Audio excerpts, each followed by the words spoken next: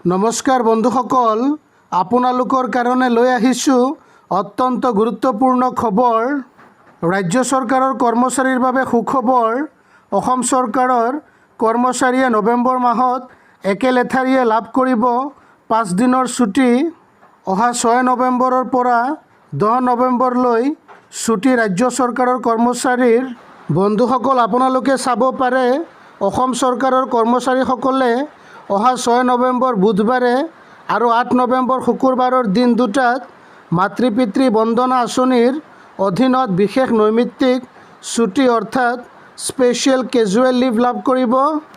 উল্লেখ্য যে ৰাজ্য চৰকাৰে স্পেচিয়েল কেজুৱেল লিভ ঘোষণা কৰিছিল আৰু এই বিশেষ স্পেচিয়েল কেজুৱেল লিভ মাতৃ পিতৃ বন্দনা স্কিমৰ অধীনত দিয়া হয়। উল্লেখ্য যে পিতৃ মাতৃৰ লগত সময় অতিবাহিত কৰাৰ উদ্দেশ্যে ৰাজ্যিক কৰ্মচাৰীসকলৰ বাবে বিগত 2022 বৰ্ষৰ পৰা ৰাজ্য চৰকাৰে বিশেষ ছুটিৰ ব্যৱস্থা কৰিছিল।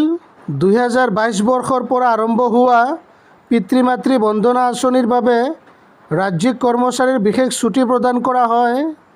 আৰু বন্ধুসকল, ইয়াৰ লগতে অসম চৰকাৰৰ কৰ্মচাৰীৰ বাবে সুখবৰ যে এই বিশেষ দুটা দিনৰ ছুটিৰ লগতে ৰাজ্য চৰকাৰৰ কৰ্মচাৰীসকলে অহা 7, 9 আৰু 10 নৱেম্বৰত লাভ কৰিব স্বাভাৱিক চৰকাৰী বন্ধ।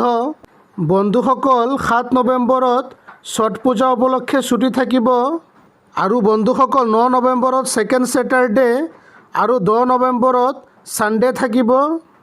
আৰু সেইমতে বন্ধুসকল, চৰকাৰী কৰ্মচাৰীসকলে একেলেঠাৰিয়ে 5 দিন ছুটি লাভ কৰিব। চৰকাৰী কৰ্মচাৰী ৰেগুলাৰ নিউজ আৰু আপডেটছ পাবলৈ আপোনালোকে চেনেলটো ছাবস্ক্ৰাইব কৰি ল'ব। We hope this video' was informative and helpful. Thanks for ৱাচিং দ্য ভিডিঅ'।